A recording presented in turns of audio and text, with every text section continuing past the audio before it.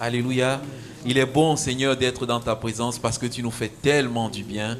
Tu es le Dieu vivant et vrai, le seul vrai Dieu et l'unique. Il n'y en a point d'autre. Il est vivant pour toujours. Amen. C'est pour ça que j'ai l'espérance. Alléluia. Si Jésus n'était pas vivant, notre espérance serait vaine.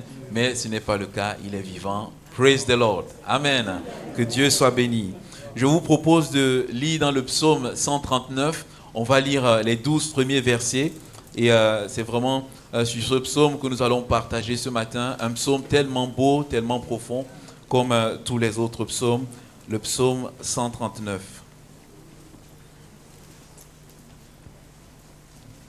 Au chef des chantres de David, psaume. Éternel, tu me sondes et tu me connais. Tu sais quand je m'assieds et quand je me lève. Tu pénètres de loin ma pensée. Tu sais quand je marche et quand je me couche. Et tu pénètres toutes mes voies. Car la parole n'est pas sur ma langue que déjà, ô Éternel, tu la connais entièrement. Tu m'entoures par derrière et par devant, et tu mets ta main sur moi. Une science aussi merveilleuse est au-dessus de ma portée. Elle est trop élevée pour que je puisse la saisir. Où irai-je loin de ton esprit, et où fuirai-je loin de ta face? Si je monte aux cieux, tu y es, et si je me couche au séjour des morts, t'y voilà. Si je prends les ailes de l'aurore, et que j'aille habiter à l'extrémité de la mer, là aussi ta main me conduira. Et ta droite me saisira. Si je dis, au moins, les ténèbres me couvriront, la nuit devient lumière autour de moi. Même les ténèbres ne sont pas les obscurités. Même les ténèbres ne sont pas obscures pour toi. La nuit brille comme le jour et les ténèbres comme la lumière. Amen. Que Dieu soit béni. Un passage où David, il nous ouvre son cœur, il nous parle d'une expérience, de son expérience avec Dieu. Et vraiment, le thème de ce partage, c'est un peu dans la continuité de ce qu'on est en train de voir en ce moment, c'est connaître Dieu. Connaître Dieu, c'est tellement important, bien-aimé. Je sais que vous le savez, mais c'est tellement bien de pouvoir se le rappeler. Il est bon de connaître Dieu. Plus je le connais, plus je l'aime et plus je l'adore. Alléluia. Nous savons que Daniel disait ceci dans ses prophéties, c'est que ceux du peuple qui connaîtront leur Dieu tiendront ferme. Tiendront ferme dans le temps de la persécution, des difficultés. Il nous encourage à connaître Dieu, il nous révèle qui est Dieu. C'est une grande source de bénédiction et de richesse que de connaître Dieu. Et nous croyons qu'il existe un seul Dieu. Alléluia. Nous croyons que Dieu est unique.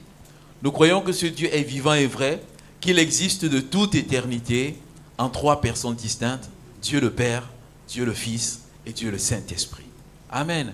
Et c'est en ce Dieu-là, en trois personnes distinctes, existant éternellement, que nous mettons notre foi. Et ce matin aussi, j'aimerais qu'on puisse ouvrir le volet de la doctrine, de l'enseignement sur la Trinité.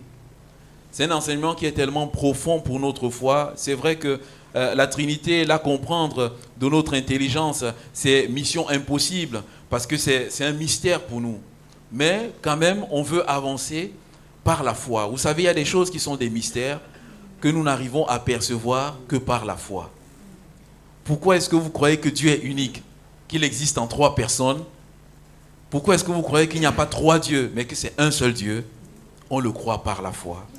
Jésus a dit à Marthe, si tu crois, tu verras la gloire de Dieu. Il ne lui a pas dit, quand tu verras la gloire de Dieu, c'est alors que tu auras la foi. Bien-aimé, il y a un chemin dans la marche avec Dieu, c'est la foi et ensuite de voir la gloire de Dieu.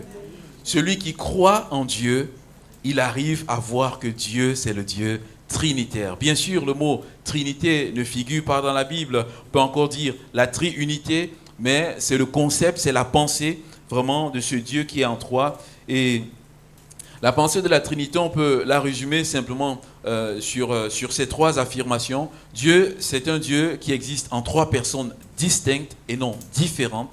Trois personnes distinctes. C'est chacune de ces personnes, Dieu le Père, Dieu le Fils et Dieu le Saint-Esprit, est pleinement Dieu. Alléluia. Amen. Et pour finir, il n'y a qu'un seul Dieu. Et David, lorsqu'il nous embarque dans ce passage, David nous dit dans un premier temps que Dieu, c'est un Dieu qui est omniscient. Dieu, c'est un Dieu qui connaît tout. Alléluia. Rien ne lui échappe. On ne peut rien lui dérober, on ne peut pas tromper Dieu. Des fois, on pense qu'on peut cacher des choses à Dieu, mais c'est peine perdue, on ne peut pas tromper Dieu. David, il nous dit simplement ici, ceci, c'est que Éternel, tu me sondes, Éternel, tu me connais. Sonder dans la pensée de sonder, c'est pas simplement de regarder de façon fortuite, de façon légère, mais sonder, c'est il dit, Éternel, tu me scrutes. C'est-à-dire, comme on prendrait un forêt et qu'on se met à percer pour aller en profondeur, il dit, Seigneur, tu perces en profondeur dans les entrailles, dans le bas-fond de mon cœur, tu me scrutes et tu sais ce qu'il y a là à l'intérieur. Alléluia. Oh Seigneur, que c'est beau. C'est beau de savoir que Dieu connaît tout de chacune de nos vies. La Bible dit ceci, nulle créature n'est cachée devant Dieu. Tout est à nu et à découvert devant celui à qui nous devons rendre compte. Alléluia. Rien n'est caché devant Dieu. Parce que je sais que rien n'est caché devant Dieu, alors ça produit dans mon cœur la paix. Et je me suis posé la question, mais Seigneur, c'est vrai, il est impossible de te cacher quoi que ce soit, mais qu'est-ce que tu connais de nous? David nous dit ici dans un premier temps que Dieu sait quand on s'assoit et quand on se lève. Amen. N'est-ce pas magnifique? C'est magnifique. Lorsque je me lève ici, peut-être pour aller à la pouponnière ou aller aux toilettes, Dieu il est au courant de cela. Amen. Il le sait si parfaitement. Dieu connaît nos déplacements. Quand je me couche, quand je m'endors, Dieu connaît toutes ces choses-là. Alléluia. C'est la raison pour laquelle quand je me couche et je m'endors, je sais, je ne suis pas seul parce que Dieu sait que je vais me coucher. Parce que Dieu sait que je vais dormir. Amen. Le Seigneur dit que Dieu, il connaît nos pensées. La pensée, quand elle est déjà dans ma tête, avant que je ne parle, Dieu sait déjà toutes choses. C'est la raison pour laquelle Dieu nous donne les dons spirituels. Parce que Dieu, qui connaît nos pensées, au travers du Saint-Esprit, qui lui est aussi omniscient, il révèle la pensée. Et lorsque le don spirituel sort, celui pour qui ce don est destiné peut se dire, mais je n'ai parlé à personne de ma situation. Mais comment se fait-il que le don spirituel est aussi précis sur la situation par laquelle je passe? Dieu est omniscient. Le Saint-Esprit est omniscient. Le Saint-Esprit connaît la profondeur de nos pensées. Et on veut le bénir. Non seulement il connaît cela, mais c'est encore plus fort, bien-aimé. Il dit ceci, la pensée n'est pas encore arrivée dans ma tête. Amen. Nous ne pouvons même pas faire de l'expérience. J'ai Jacques devant moi. Dans les 5 minutes qui vont suivre, Jacques ne sait pas encore quelle pensée sera dans son esprit. Mais Dieu sait déjà quelle pensée viendra dans l'esprit de Jacques. Amen. Bien-aimé, c'est tellement merveilleux. Et c'est la raison pour laquelle David, devant cette réalité, dit, oh Seigneur, une telle science est tellement merveilleuse à mes yeux. Et c'est ce qui fait en sorte que nous puissions louer et adorer Dieu. Amen. Seigneur, je veux réaliser que tu es le Dieu omniscient, qui me connaît tout ce qui m'arrive, Seigneur mon Dieu. Tu connaissais déjà à l'avance. Avant même que cela arrive, tu avais déjà vu. Donc pour toi, Seigneur, ce n'est pas quelque chose d'anodin, de fortuit. Mais Seigneur, tu conduis tout le cours des choses et le cours de l'histoire. Merci Seigneur de me connaître d'une façon si profonde. Qu'est-ce que Dieu connaît également? On ne l'a pas lu, mais en lisant dans les versets 13 et 15 et 16, Dieu dit ceci, David dit ceci, c'est toi qui m'as formé dans mes reins, qui m'as tissé dans le sein de ma mère. Mon corps n'était point caché devant toi. Lorsque j'ai été fait dans un lieu secret, tissé dans les profondeurs de la terre, quand je n'étais qu'une masse informe, tes yeux me voyaient. Tous les jours de ma vie étaient inscrits sur ton livre de vie avant qu'aucun n'existât. Dieu savait toutes choses, bien-aimés. Et je veux nous dire ce matin, le fait que nous soyons là, non seulement Dieu l'a voulu, mais Dieu l'a vu en avance. S'il y a quelque chose qui se passe dans ma vie, je veux dire, Seigneur, c'est vrai, je vais pleurer. Mais Seigneur, ce matin, puisque j'entends que tu es omniscient, Seigneur, je vais laisser la joie remplir mon cœur parce que je sais que tu savais déjà toutes ces choses. Ma conception, tu savais que j'allais arriver. Avant même que mon papa et ma maman se mettent là dans le planning familial de dire, voilà, il y a un Cédric qui va arriver dans ce monde. Toi, tu savais déjà que j'arriverais. Avant que je n'arrive un jour à Saint-Fond, toi, tu savais que j'arriverais à Saint-Fond. Alléluia. Tu savais toutes choses. Tu savais que ce dimanche matin, le 21 avril, allait avoir lieu. Tu savais que j'allais prêcher ce message. Seigneur, tu savais toutes choses. Et parce que je sais ces choses-là, mon cœur est dans la paix. Mon cœur est dans la foi. Mon cœur est dans l'assurance en Dieu. Bien-aimés, ce sont ces choses-là qui sont tellement simples, mais ô combien puissants, qui doivent nous amener à nous attacher à notre Dieu. Nous traversons des temps de difficultés, mais quand je sais toutes ces choses-là, Amen. Seigneur, quand mon bien-aimé va passer par des temps de maladie, ça me fait mal, mais je sais que tu savais déjà. Alléluia, tu n'es pas surpris et je sais que tu as quelque chose que tu vas faire.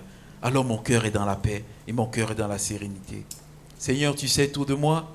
Et je me suis arrêté et j'ai identifié 3 verbes. Il dit tu sais, tu pénètres et tu connais entièrement. Dieu n'est pas dans la superficialité, bien-aimé. Des fois, l'être humain peut être superficiel, mais lui n'est pas superficiel. Lui, il va en profondeur. Quand Dieu dit « Je te connais par ton nom », ce n'est pas simplement il prononce ton nom. Ce n'est pas simplement comme moi, je peux prononcer le nom de Jacques. Jacques. Quand il dit à Jacques « Je te connais par ton nom », c'est-à-dire je connais avant que tu n'existes. Je connais le jour de ta naissance. Je connais dans quelle famille tu vas venir. Je connais quelle sera ton enfance. Je connais quelles seront tes études. Je connais tout. Alléluia. Et je veux nous dire ce matin, Dieu nous dit, je te connais par ton nom. Alléluia. Alors Seigneur, je veux me tenir devant toi, être dans la joie, dans l'allégresse, dans la louange. C'est ce que David a dit. Regardez dans ce verset 14. Quand David est touché par cela, il dit, je te loue de ce que je suis une créature si merveilleuse à tes yeux.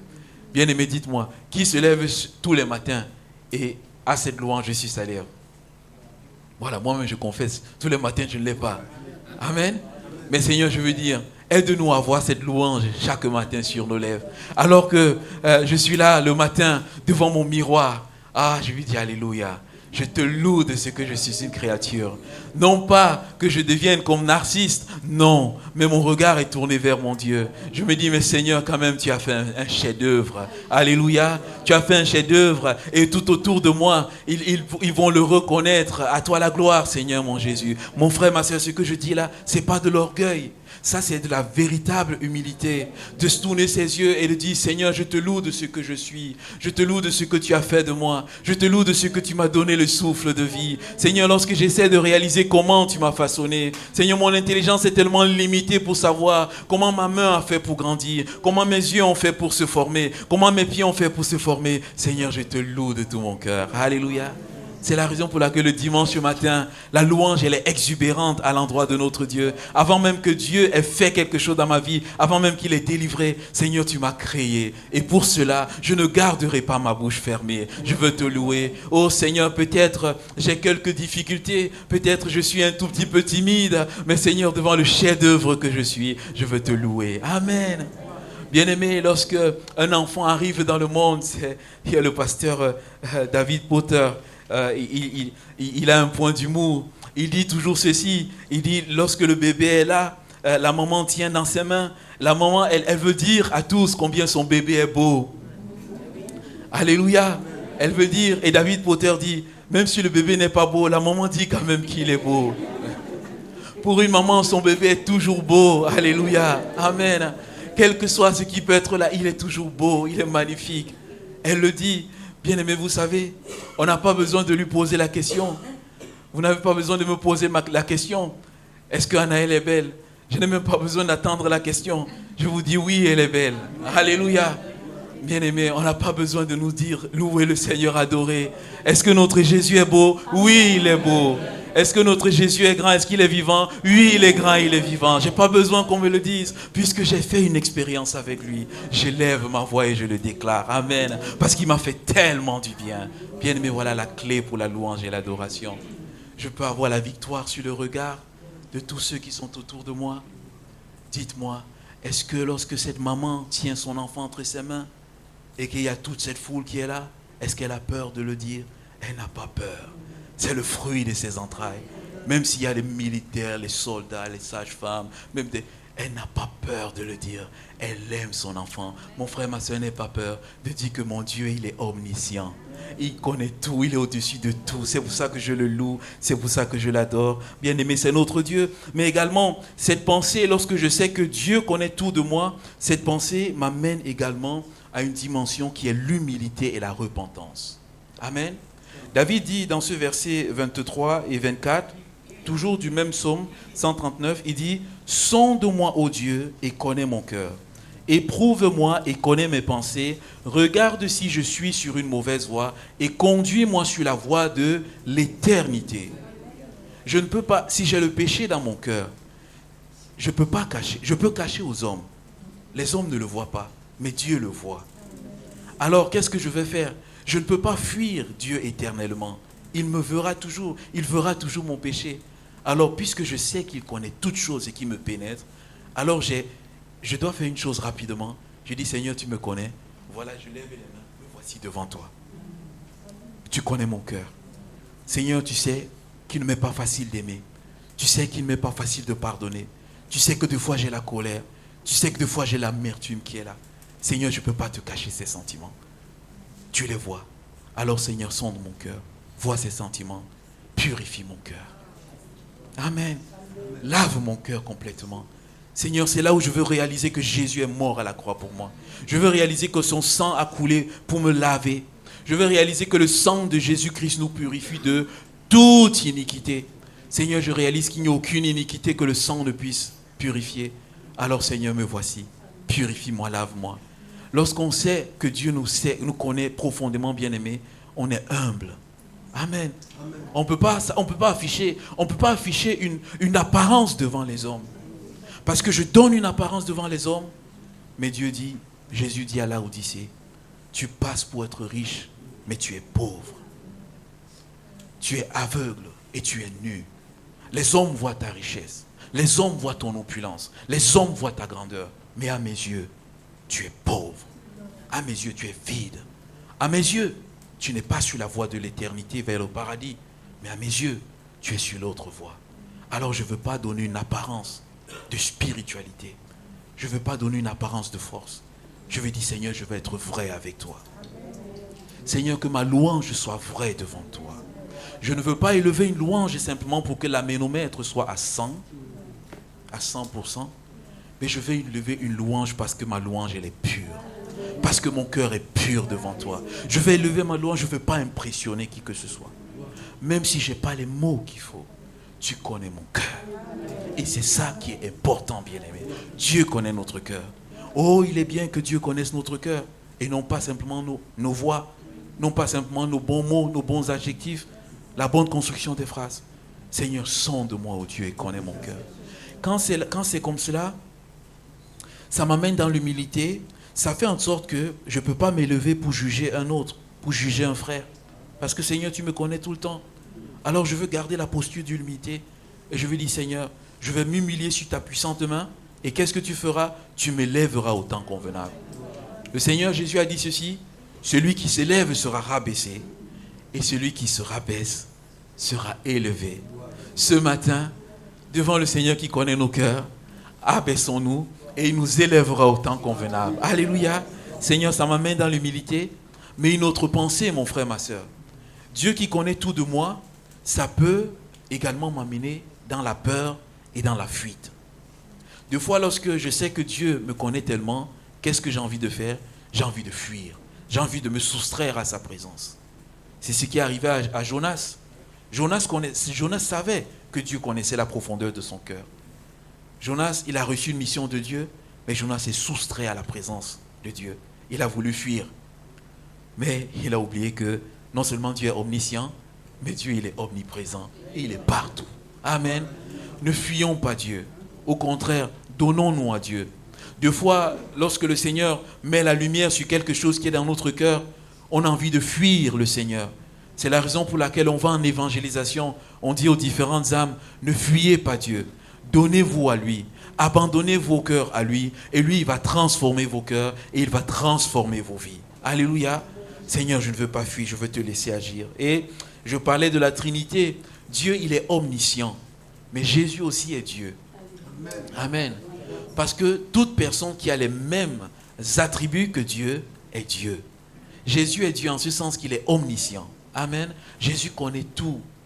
Jésus, il voit Nathanaël qui vient à lui. Il dit, voici un juif dans lequel il n'y a aucune fraude. Nathanaël lui dit, d'où tu me connais? Et Jésus, il dit simplement, lorsque tu étais encore sur le figuier, moi je t'avais vu. Jésus connaissait Nathanaël. Il savait que dans son cœur, il n'y avait aucune fraude. Que c'était un homme intègre. Amen. Il n'avait jamais rencontré Nathanaël. Mais la première rencontre, il savait. Jésus est omniscient. Lorsque Jésus va guérir ce paralytique et il va lui dire, lève-toi, prends ton brancard et marche. Les pharisiens seront là, les scribes. Ils vont commencer à murmurer dans leur cœur. Ils ne vont pas parler à haute voix. Ils vont dire, mais qui est-il pour dire cela? Et justement, ils vont dire, mais il blasphème. Parce qu'il n'y a que Dieu qui peut dire cela. Marc 2. Et la Bible dit, Jésus connut par son esprit leurs pensées. Jésus leur dit, mais pourquoi avez-vous de telles pensées? Amen. Jésus connaît nos pensées. Bien plus encore, moi je pense à l'apôtre Pierre. L'apôtre Pierre, Jésus connaissait les pensées de l'apôtre Pierre. L'apôtre Pierre, Jésus a dit à l'apôtre Pierre qu'il allait le trahir. Comment il allait le trahir? Avec précision. Pierre, qui était un homme qui était loin de cette connaissance, mais qui était rempli d'orgueil, qui dit, non seulement quand tous t'abandonneront, moi je ne t'abandonnerai pas. Oh, mais Jésus connaissait déjà son cœur. C'est là que je suis en train de vous dire, avant que la pensée n'arrive, Seigneur, tu l'as déjà connu. Jésus avait déjà vu la pensée arriver. Mais la bonne nouvelle, c'est que Jésus ne s'est pas arrêté là. Dans ce que Jésus connaissait de Pierre, ce n'était pas simplement sa chute, mais c'était son relèvement. Alléluia. Il dit, lorsque tu seras converti, lorsque tu seras revenu, affermis tes frères. Jésus savait que Pierre allait être sauvé, avant que Pierre ne soit sauvé. Et moi, je veux nous dire ce matin, on prie pour nos bien-aimés qui ne sont pas encore sauvés. Que ça peut être un enfant, ça peut être un époux, ça peut être une épouse, ça peut être un ami, ça peut être un membre de la famille. On prie pour eux. Mais je veux nous dire une chose, mettons notre confiance en Jésus. Jésus, lui, sait toutes choses. Jésus sait s'ils seront sauvés, s'ils se convertiront ou s'ils ne se convertiront pas. On prie pour que des bien-aimés reviennent à Jésus, qui se sont éloignés. Nous, on ne sait pas, mais Jésus, lui, il sait s'ils reviendront ou s'ils ne reviendront pas. Alléluia. Jésus sait toutes ces choses-là. C'est la raison pour laquelle il ne faut pas qu'on s'appuie sur nous-mêmes, mais il faut qu'on s'appuie sur Jésus. Alléluia. Deux fois, le Seigneur nous fait la grâce. Je sais qu'il y a plusieurs personnes à qui Dieu a révélé, ton père sera sauvé. Amen. Ta mère sera sauvée. La personne était loin d'imaginer cela, mais le Seigneur lui a donné cette connaissance parce que lui, il connaît tout. Et deux fois, quand ça arrive, on se pose la question, mais Seigneur, mais voilà mon papa, il avance, mais il avance en âge. Mais Seigneur, il est déjà proche de passer, mais je ne vois pas encore le salut. Seigneur, tu m'as dit, mon père sera sauvé. Qu'importe le temps, je m'attache à cette promesse, il sera sauvé. Même si c'est sur son lit de mort, même si c'est quand il est dans le coma, je sais que tu es capable de faire en sorte qu'il soit sauvé. Alléluia. Amen. Vous savez, lorsqu'on est dans le coma, on entend. Amen. J'ai déjà reçu plusieurs témoignages des personnes qui étaient dans le coma et les médecins étaient autour d'elles et étaient en train de dévoiler le pronostic qui était là. Mais c'est quelque chose qui est compliqué parce que la personne qui est dans le coma, elle ne peut plus parler, mais elle entend tout ce qui est en train d'être dit. Donc, deux fois quand quelqu'un est dans le coma ou bien quand quelqu'un a alité, bien aimé, le mieux, c'est de faire attention et de veiller sur ce qu'on dit à côté de lui. Si quelqu'un qui est dans le coma entend tout, alors lorsque je viens à l'hôpital et que quelqu'un est dans le coma, je peux lui prêcher l'évangile. Alléluia. Je peux lui prêcher l'évangile parce que je sais qu'il va entendre. Parce que je sais que l'évangile est la puissance de Dieu pour le salut de quiconque croit. Même s'il est dans le coma, l'évangile est tellement puissant pour pénétrer son cœur. Et quand il partira, peut-être qu'avec la grâce de Dieu, il sera sauvé. Alléluia. Jésus sait tout de nous. Il sait même quand nous serons sauvés. Je vous parle de la Trinité. La Trinité aussi, c'est le Saint-Esprit. Le Saint-Esprit, lui, il est aussi omniscient. Jésus, omniscient, est Dieu. Le Saint-Esprit est omniscient. La Bible nous dit simplement ceci dans 1 Corinthiens 2 et le verset 10. Elle nous dit, parlant de ces choses que Dieu va nous révéler, elle dit, Dieu nous les a révélées par l'Esprit, car l'Esprit sonde tout, même les profondeurs de Dieu. Le Saint-Esprit sonde tout. Dieu sonde, Jésus sonde, et le Saint-Esprit, on ne peut rien cacher au Saint-Esprit. Et vous savez, ils sont de quoi? Même les profondeurs de Dieu. Si l'Esprit de Dieu est capable de sonder les profondeurs de Dieu, à combien plus forte raison nos profondeurs à nous? Amen. Et vous voyez bien une chose dans ce passage. c'est que la Bible dit, l'Esprit sont de même les profondeurs de Dieu. Donc ça veut dire que Dieu, le Père, et Dieu, le Saint-Esprit, c'est deux personnes distinctes. Alléluia, l'Esprit de Dieu. Il est omniscient. Et on peut encore le voir dans ce passage. Ananias et Saphira. Ananias et Saphira, dans Acte 5, la Bible nous dit qu'ils ont vendu leur terrain. Ils ont vendu leur terrain. Il y avait un temps, une œuvre de bienfaisance qui était là. Ils ont vendu le terrain. Et qu'est-ce qu'ils ont fait? Ils ont apporté, non pas tout le montant de la vente, mais ils ont apporté une partie. Mais le problème, c'est qu'ils ont déclaré que cette petite partie était toute la partie de la valeur du terrain. Pierre ne pouvait pas savoir cela. Et alors que Ananias, il vient et il présente cette partie, l'Esprit de Dieu qui sonde tout, même les profondeurs de Dieu, va révéler à Pierre ce qui s'est réellement passé. Et on appelle ça un don spirituel, la parole de connaissance. Et Pierre lui dit, Ananias, pourquoi Satan a-t-il rempli ton cœur au point que tu mentes au Saint-Esprit? Pourquoi il a séduit ton cœur? Déjà, m'arrêtant sur ce passage, il dit pour que tu mentes au Saint-Esprit. L'Esprit de Dieu n'est pas une force. Est-ce qu'on peut mentir à une force? Non. On peut mentir à qui? À une personne. Si la parole de Dieu déclare que Ananias a menti au Saint-Esprit, c'est que le Saint-Esprit est une personne. Une personne n'est pas uniquement définie par sa matérialité. Une personne est définie par l'esprit, par la volonté, par l'intelligence. C'est la définition d'une personne. Et c'est après qu'elle revêt le matériel qui est là. Le Saint-Esprit est une personne. Comment est-ce que tu peux mentir au Saint-Esprit et que tu aies retenu une partie du prix du champ? C'est là qu'on nous interpelle de dire, quand je viens à l'église, Seigneur, que mon cœur soit pur. Parce que s'il y a quelque chose qui n'est pas bon, l'Esprit de Dieu peut révéler. Alléluia. L'Esprit de Dieu peut révéler. Alors Seigneur, ça m'encourage à être pur. Et il continue, il dit ceci, s'il n'eût pas été vendu, ne te resterait-il pas? Et après qu'ils aient été vendus, le prix n'était-il pas à ta disposition? Comment tu as pu mettre en ton cœur un pareil dessein? Ce n'est pas à des hommes que tu as menti, mais à Dieu. Dans ce passage, il y a un beau parallélisme. En haut, il dit tu as menti au Saint-Esprit, et en bas, il dit tu as menti à Dieu. Simplement pour nous dire que l'Esprit de Dieu est Dieu également. Alléluia. Bien-aimé, l'Esprit de Dieu, il révèle ce qui est au plus profondeur. On ne peut pas lui mentir. On ne peut pas le tromper. Alléluia. L'Esprit est Dieu. Et je pense également dans 2 Rois 5, Géasi. Géasi, lorsque Élisée va congédier Naaman va s'en aller, mais Géasi a le cœur rempli de convoitise, de cupidité. Géasi, qu'est-ce qu'il va faire? Il va courir derrière Naaman. Il va mentir au nom de l'Éternel. Et quand Géasi va revenir, Naaman va lui dire, mais mon esprit n'était pas avec toi. N'était-il pas avec toi quand tu demandais? Naaman devait savoir qu'il était en train de marcher avec un homme de Dieu. Et qu'en sa présence, il fallait être saint. Parce que le moindre péché, le Seigneur allait le révéler. Mais Géasi a laissé son cœur remplir par la convoitise. Et l'Esprit de Dieu a saisi Élisée. Et Élisée a révélé ce qui était au plus profond. Amen. Dieu est omniscient. Jésus est omniscient. Le Saint-Esprit est omniscient. La Trinité est là, bien-aimée. Et ce matin, pour nous encourager, pour nous dire, Dieu nous dit, c'est toute chose. Mettons notre foi en lui. Alléluia.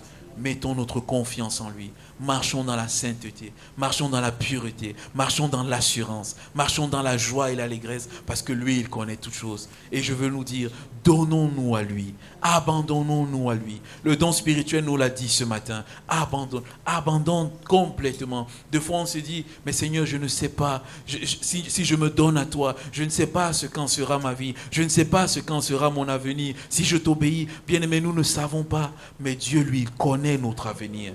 Il dit, pour ton avenir, ce sont des projets de paix et non de malheur.